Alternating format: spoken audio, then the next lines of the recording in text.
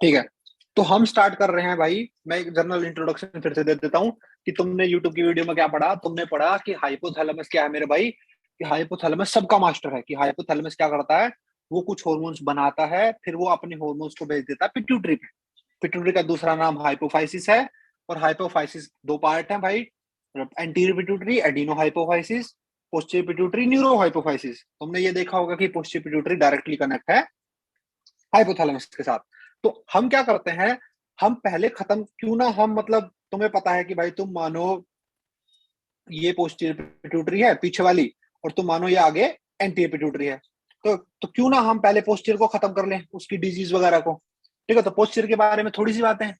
ठीक है, पोस्टीरियर के बारे में क्या है कि भाई पोस्टीरियर क्या करती है, रिलीज करती है ऑक्सीटोसिन को और वेसोप्रेसिन को। ठीक है, वेसोप्रेसिन का दूसरा नाम क्या है, एंटी डायरेटिक हार्मोन।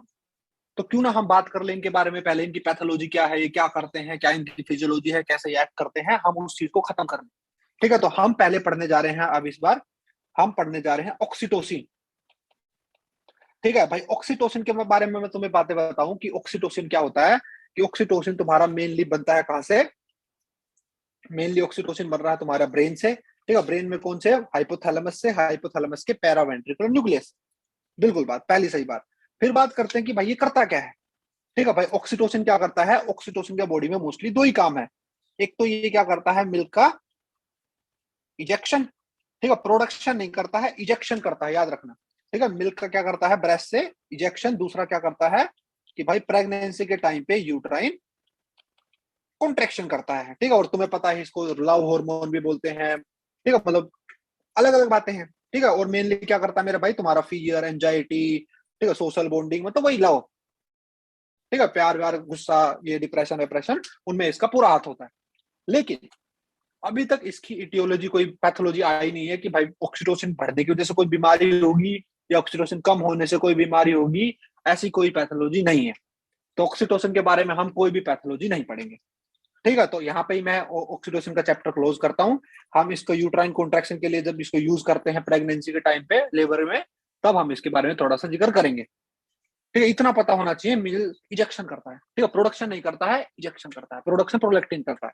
ठीक है, फिर हम आते हैं किस पे, हम आते हैं भाई दूसरा हार्मोन जो पोस्टीरियर पिट्यूटरी बनाती है, मतलब बनाती नहीं है, रिलीज रिलीज करती है। ठीक है, पोस्टीरियर पिट्यूटरी कुछ भी बनाती नहीं है, पहली बात तो ये। ठीक है, वो सिर्फ रिलीज करती है, और रिलीज वो सिर्फ दो हार्मोन करती है जो बनते कहाँ पे है, हाइपोथैलेमस में। तो दूसरा हम बात कर रहे हैं एडीएच की। ठीक है, एडीएच का दूसरा नाम क्या है मेरे भाई, वैसोप्रेसिन। ठीक है, इसके बारे में हम थोड़ा डिटेल से पढ़ लेते हैं कि भाई पैथोलॉजी पढ़ने से पहले मैं पढ़ा देता हूँ कि नॉर्मल क्या है, कि एडीएच वैसोप्रेसिन नॉर्मली कैसे एक्ट करता है, क्या करता है, ठीक है, क्या इसके फंक्शन होते हैं। तो मैं तुम्हें क्या कहूँ कि तुम मानो वैसोप्रेसिन एक हार्मोन का नाम है, और वैसोप्रेसिन के रिसेप्टर होंगे कहीं ना कहीं। मतलब वैसोप्रेसिन कहीं काम करेगा तो ऑफकोर्स सी बात है कुछ रिसेप्टर होंगे। ठीक है, तो तुम्हें मैंने शायद लेक्चर में भी डिस्कस किया था कि तीन तरह के रिसेप्टर हो सकते हैं। ठीक है, कि भाई रिसेप्टर किस कहाँ पे हो सकते हैं, रिसेप्टर सेल मेम्ब्रेन पे हो सकते हैं, रिसेप्टर साइटोप्लाज्म में हो सकते हैं, और रिसेप्टर न्यूक्लियस में हो सकते हैं। तो भाई मोस्टली जितने भी हॉर्मोन्स हैं, ठीक है, जो अमीनो एसिड से बने हैं या फिर पेप्टाइड से बने हैं, सबके कहाँ होते हैं, मेम्ब्रेन पे। ठीक है, इस चीज को मैं फिर से डिस्कस करूंगा थोड़ी देर बाद। लेकिन फिलहाल मैं बता दूं कि इसके रिसेप्टर का नाम है मेरे भाई V1 और V2। मतलब वैसोप्रेसिन 1 वाला, वैसोप्रेसिन 2 वाला। ठीक है, फिर मैं इसको थोड़ा डिटेल से करूं कि भाई वैसोप्रेसिन 1 प्रेजेंट होते हैं ब्लड वेसल पे। ठीक है, ब्लड वेसल्स पे, और वैसोप्रेसिन 2 प्रेजेंट होता है तुम्हारा किडनी में। ठीक है, नेफ्रॉन पे। ठीक है, तो अगर मैं बात करूं कि वैसोप्रेसिन कहां से बनता है, वैसोप्रेसिन बनता है भाई, तो मैंने पढ़ाया था कि ये बन रहा है कहां पे, सुप्रा ऑप्टिक न्यूक्लियस से। कि हाइपोथैलेमस के सुप्रा ऑप्टिक न्यूक्लियस से ये बनता है। मतलब वहां पे सिंथेसाइज होता है, वहां से ये सिक्रीट होता है, और स्टोर हो जाता है कहां पे, स्टोर हो रहा है ये तुम्हारी पोस्टीरियर पिट्यूटरी पे। ठीक है, इसमें कोई संदेह नहीं है। तो कहने का मतलब है मेरे भाई, ऐसे ही तो कोई मर्जी में तो ये रिलीज हो नहीं जाएगा। ऐसा तो है नहीं कि ये कुछ भी ऐसा ही मन किया इसका तब मैं रिलीज हो जाऊं। तो कोई तो स्टिमुलस मिलता होगा कि ये इसकी जरूरत पड़े बॉडी में।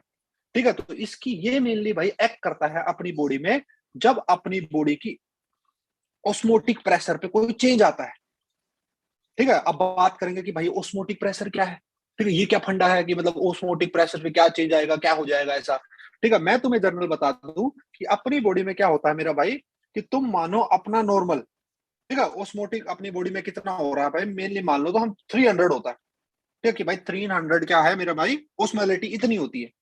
ठीक है, अपनी बॉडी में ओस्मोलिटी क्या होगी, तुमने पढ़ा होगा ना, number of solute divide by number of solvent in KG. ठीक है, मोलेलिटी है ये, मोलेलिटी ना, हाँ ओस्मोलिटी। तो ओस्मोलिटी ये होती है, तो तुम फिलहाल उस पंगे में मत जाना कि केमिस्ट्री वाले में क्या है ये। ठीक है, फिलहाल इतना याद रखना कि नॉर्मल ओस्मोलिटी होती है भाई कितनी, 300। ठीक है, एम से सॉरी ग्राम लिख रहा हूँ। ठीक है कि 300 होती है नॉर्मली, 280 होती है वैसे, लेकिन हम इसको 300 पढ़ लेते हैं। ठीक है, बाकी हम किडनी रीनल वाले पार्ट में हम कर लेंगे अच्छे से कि कहाँ कितनी होती है, कहाँ 1200 है, कहाँ 800 है, कहाँ 600 है। ठीक है, लेकिन नॉर्मल मानो ब्लड की होती है 300। ठीक है, तो कहने का मतलब है 300 का मतलब क्या है, तुम मानो ये 300 नॉर्मल है।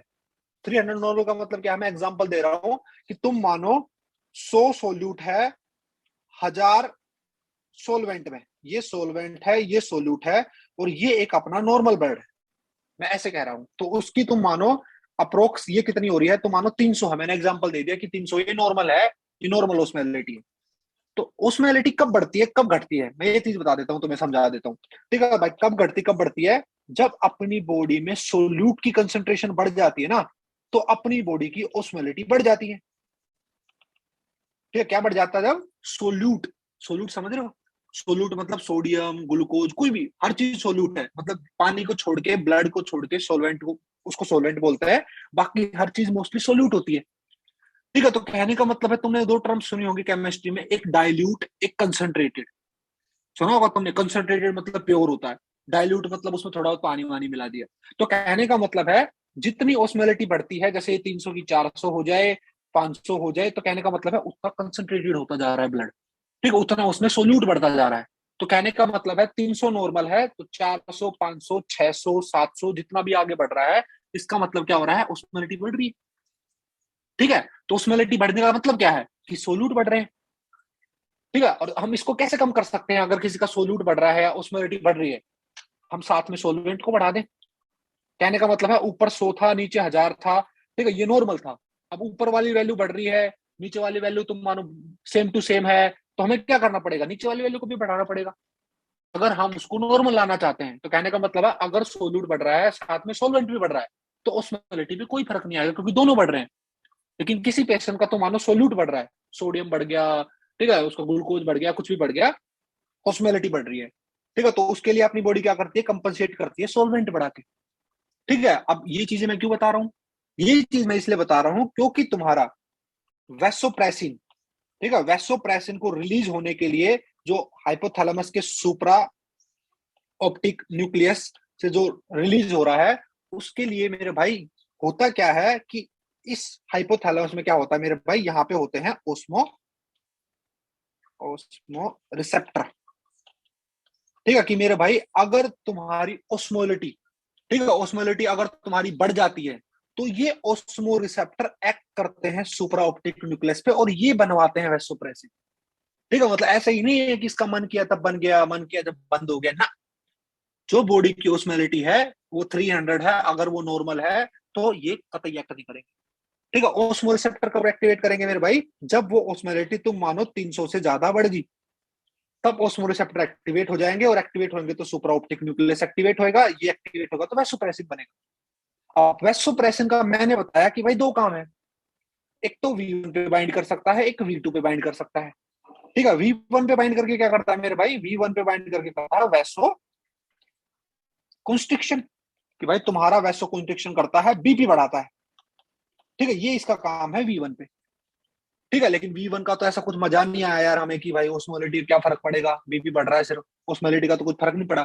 ठीक है, लेकिन जो V2 है, ये मेनली होते हैं भाई तुम्हारी कलेक्टिंग डक्ट पे। देखो, मैं तुम्हें एक चीज क्लियर कर देता हूँ यहीं पे कि मेरे भाई प्रिंसिपल सेल होती है एक। ठीक है, तुम्हारी अगर मैं बात करूं, ये तुम्हारी एक नेफ्रॉन है, एक नेफ्रॉन के अगर हम पार्ट की बात करें, तो ये ग्लोमेरुलर वाला पार्ट है, ये पीसीटी है, ये तो मानो नीचे लूफोफेनली है, ये डीसीटी है, और ये तुम्हारा क्या है, कलेक्टिंग डक्ट। कई बुक्स में तुम्हें मिल जाएगा कि भाई प्रिंसिपल सेल डीसीटी से लेके कलेक्टिंग डक्ट तक होती है, बिल्कुल सही कह रहा है।